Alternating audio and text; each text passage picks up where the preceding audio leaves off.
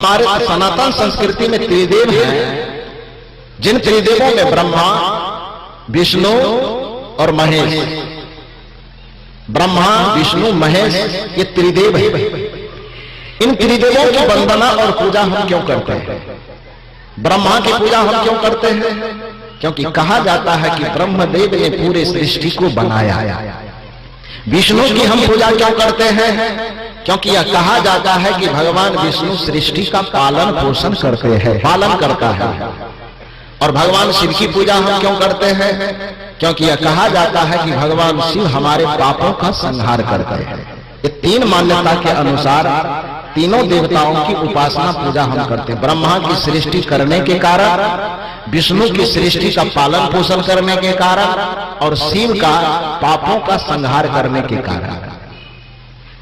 ईमानदारी से बताइए आप कि इस बात को केवल आज तक सुनते आए हैं कि इस बात को देखे भी हैं? इस बात को केवल सुनते आए हैं कि देखे भी हैं? केवल सुनते ना आए हैं?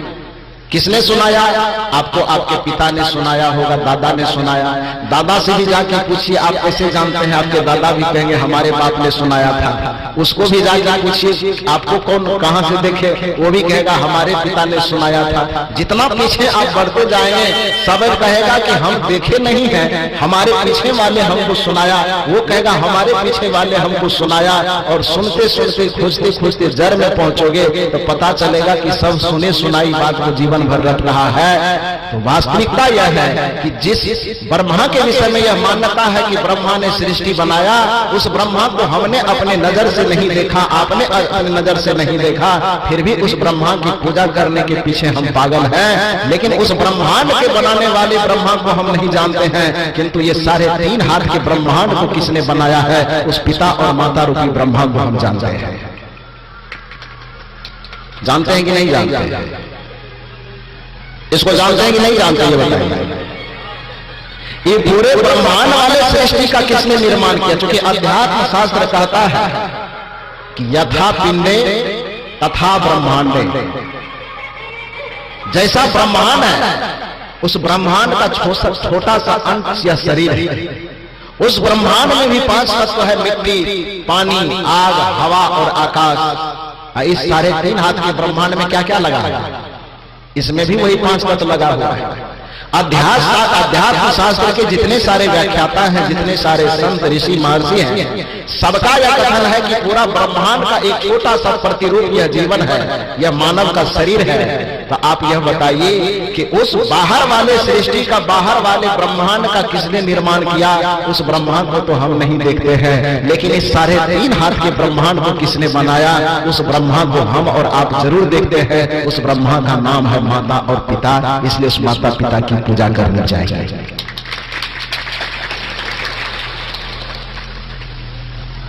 पूरे ब्रह्मांड, पूरे सृष्टि का पालन किस विष्णु के द्वारा होता है? हम और आप नहीं देखे, लेकिन इस साढ़े 3 हाथ के सृष्टि का पालन पोषण किसके द्वारा होता है? ये आप और हम अवश्य जानते हैं। उसकी अवहेलना करोगे तो कोई भी विष्णु प्रसन्न नहीं हो पाएगा। अवगुणों और पापों का संहार करने के कारण शिव की पूजा करते हैं। पूरे सृष्टि के अवगुणों का, पापों का संहार कौन करता है? ये भले ही किसी को पता हो कि ना हो, लेकिन अपने बच्चे के जीवन से, अपने इस शरीरगत जो अवगुण है, उस बच्चे के जीवन से उस अवगुणों का संहार करने वाले शिव कौन है, ये प्रत्येक व्यक्ति को पता है। और यदि कल्पना करो कि बचपन से लेकर के आज तक आपके माता पिता शिव बन करके आपके एक एक अवगुण का संहार नहीं करते, तो आप यहाँ बैठ करके सत्संग सुन रहे होते कि जेल में खिचड़ी खा रहे होते? ये बताओ क्या कर रहे होते? हो सकता था यदि माता पिता एक एक अवगुण को दूर न करते तो आप भी ओसामा बिन लादेन कोई हो सकते थे। आप में से भी कोई अजमल कसाब निकल सकता था, आप में से भी कोई अफजल गुरु निकल सकता था, आपके बीच में से भी कोई एक भ्रष्टाचारी हो सकता था, आपके बीच में से भी कोई एक महाखतरा पैदा करने वाला व्यक्ति हो सकता था।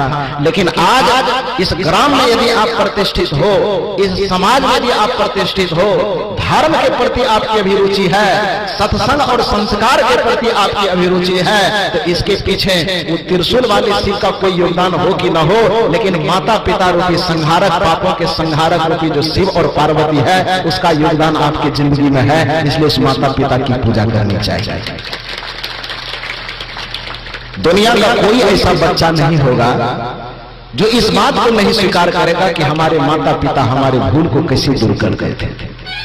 और यदि माता पिता आपके भूल को दूर न करे तो इतने बड़े अपराधी आप हो जाओगे कि जिसकी गणना करना बहुत मुश्किल है। कहा जाता है एक बार सुल्तान डाकू को पुलिस के द्वारा पकड़ लिया गया, जेल में जब बंद किया गया तो जेल में बंद करने के बाद केस चलते चलते अचानक उस फांसी की सजा सुनाई गई। जब फांसी पड़ने वाला समय आया तो उसको पूछा गया कि बताओ तुम्हारी अंतिम इच्छा क्या है।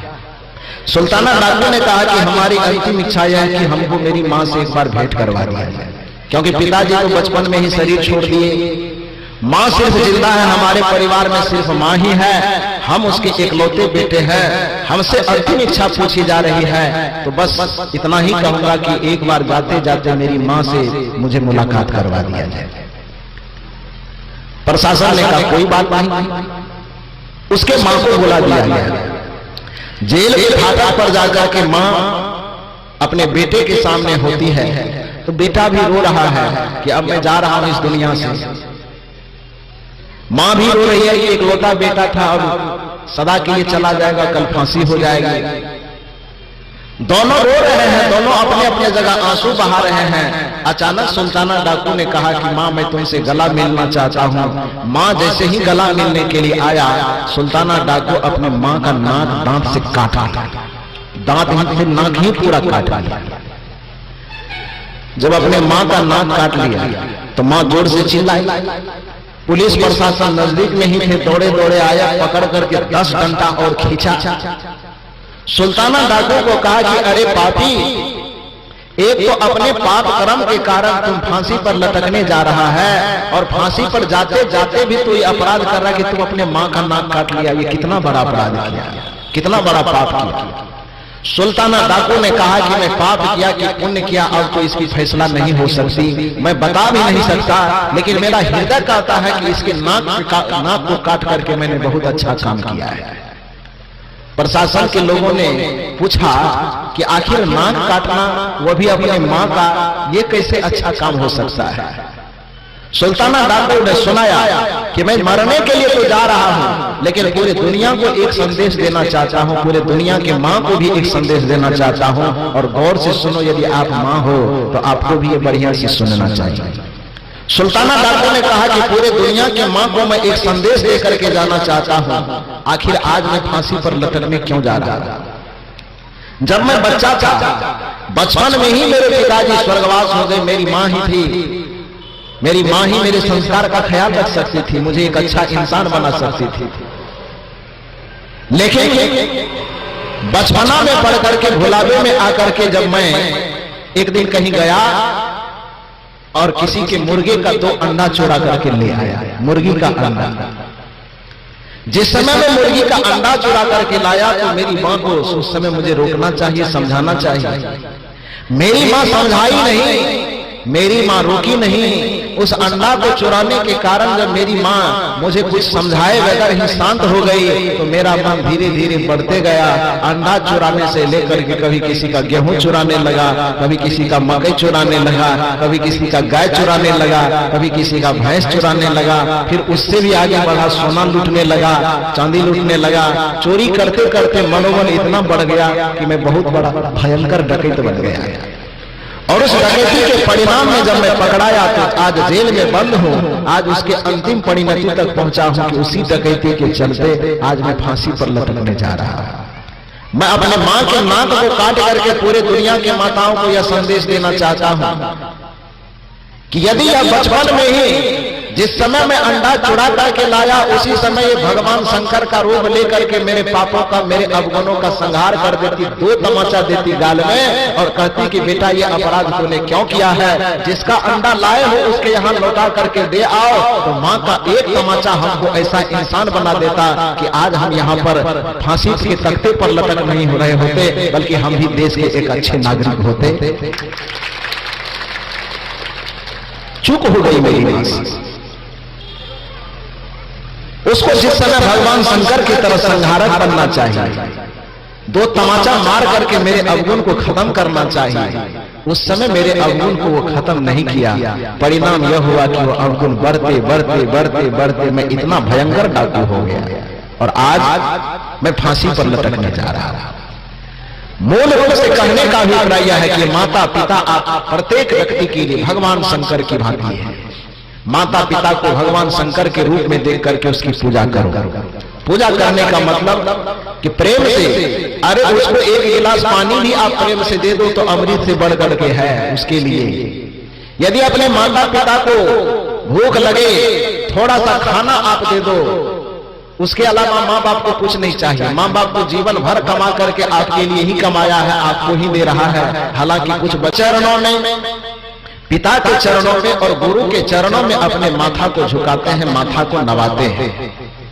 आप ईश्वर के भक्त हैं, आप धर्म के भक्त हैं, आप अपनी अंतरात्मा पर हाथ रख करके बताइए, हृदय पर हाथ रख करके बताइए। ईश्वर के भक्त बनने का खूब दावा करते हैं कि हम ईश्वर को खूब मानते हैं, हम धर्म को खूब मानते हैं। साथ साथ आप यह बताइए कि श्री राम जो आपके ईश्वर कहलाते हैं, उस ईश्वर ने जैसा आचरण किया, सुबह से जन्म से लेकर के जीवन के अंतिम क्षण तक माता पिता और गुरु के चरणों में झुक करके जो ईश्वर की सबसे बड़ी पूजा उन्होंने की, आप अपने हृदय पर हाथ रख करके बताइए, क्या आप अपने माता पिता और गुरु के चरणों में झुकते हैं? ईमानदारी से भी पूछा जाए कितने लोग ऐसे हैं?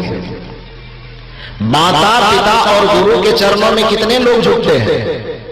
यदि हम हाथ उठाने के लिए कहें तो हमको लगता है जितने लोग यहाँ बैठे उसमें से 2-4 हाथ उठेगा तो बहुत हो गया।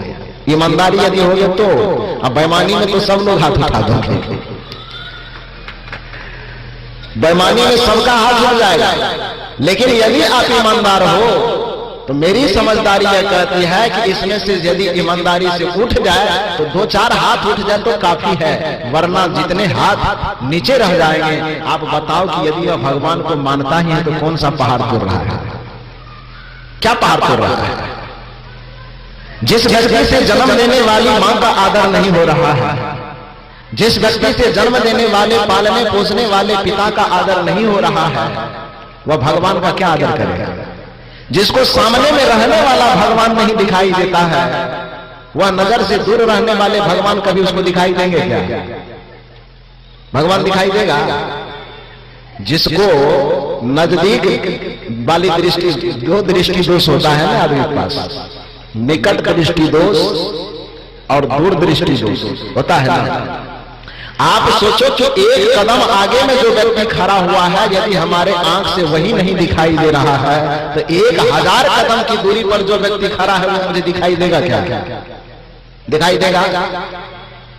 सबसे पहला देवी और देवता इस धरती पर लाने वाला आपके माता और पिता। ये केवल मैं नहीं कह रहा हूं, मैंने कहा कि जिस ईश्वर की हम वंदना करते हैं, जिस ईश्वर को हम अपना अवतारी पुरुष मानते हैं, उस ईश्वर की मान्यता है। प्रातः काल उठी के रघुनाथा, और आगे आप लोग जानकार हैं, बताइए आप लोग। माता पिता गुरु ना वही माथा। प्रातः काल जग करके जो रघुनाथ हैं, जो प्रभु हैं, वो क्या करते हैं? माता पिता और गुरु के चरणों में अपना शीश झुकाते। यही से पूजा की शुरुआत। आप इस शुरुआती पूजा में पिछड़ रहे हो और दंभ भरते हो कि हम ईश्वर की प्राप्ति करने निकले हैं, दंभ भरते हो कि हम ईश्वर को मानते हैं, दंभ भरते हो कि ईश्वर का बड़ा पुजारी हमसे ज्यादा कोई नहीं है। अरे मूर्ति को पानी आप न पिलाओगे तो मूर्ति का गला नहीं सूखेगा, लेकिन आप अपने मां को 1 गिलास पानी नहीं पिलाते, आपकी मां प्यासे मर सकती है। एक गिलास यदि पानी आप अपने मां को प्रेम से पिला देते हो, एक गिलास पानी प्रतिदिन प्रेम से अपने पिता को पिला देते हो, तो याद रखो कि इस धरती पर 7 जन्म में बैजनाथ जी पर जाकर के जितना पानी चढ़ा सकते हो, उससे ज्यादा फल एक गिलास माता और पिता को पानी पिलाने से मिल जाएगा। ये कोई दंत कथा नहीं है, यह हकीकत। माता पिता का कितना उपकार है।